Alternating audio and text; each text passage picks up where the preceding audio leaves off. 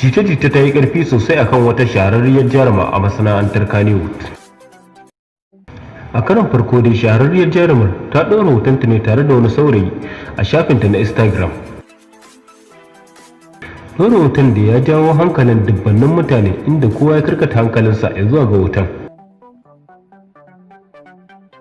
Ɗaruruwa dai daga cikin dubbannin mutanen sun tofa albarkacin bakunansu. Babban abin da ya fi ɗaukan hankalin dubbannin al'umma shine rubutun da jarumar ta yi a jikin hoton. Abu mafi daraja da shahararren hoton ke ɗauke da shi shine abin da jarumar ta rubuta da hannunta kamar haka: My Blood. Kasanto rubutu mai daraja da ke jikin hoton ya sa masoyinta tambayoyi akan hoton, yayin da kuma wasu suka mai da abin isgilanci. Sai dai bayan shahararriyar jarumar ta kasa ansa tambayoyin masoyin nata, yasa ta je ta cire hoton da kanta daga shafin. Abinda dai shahararriyar jarumar ta rubuta kamar yadda muka faɗa muku a baya shine My Blood.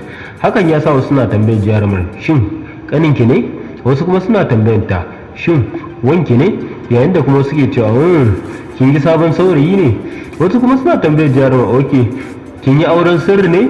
Tambayoyi dai da dama, yayin da kuma wasu suka mai da abin isgilanci.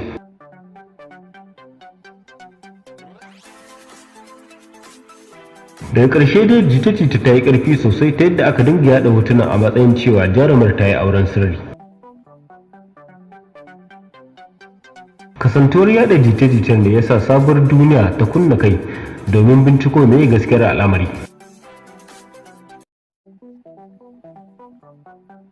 Sai dai bayan binciken da sabuwar duniya ta yi, ta gano cewa wannan baƙuwar fuskar ba ƙanin jarumar ba ne, sannan kuma ba yayan jarumar ba ne, sai dai tsohon saurayin jarumar ne a baya. Sai dai bayan lokaci mai tsawo da rabuwar saurayin da jarumar, daga baya dai saurayin ya gayyaci jarumar domin ta je ta ba su gudunmawa akan wani bikin abokinsa da za a yi. A gayyatar da shahararriyar jarumar san bata nuna girman kai ba yayin da ta halarci taron. A wannan taron ne har aka samu aka ɗauki wannan hoton, yayin da jarumar ta zo tana tunƙaho da shi a shafinta na Instagram. To mu dai babu abin da za mu ce sai dai mu ce Allah ya sa mu dace.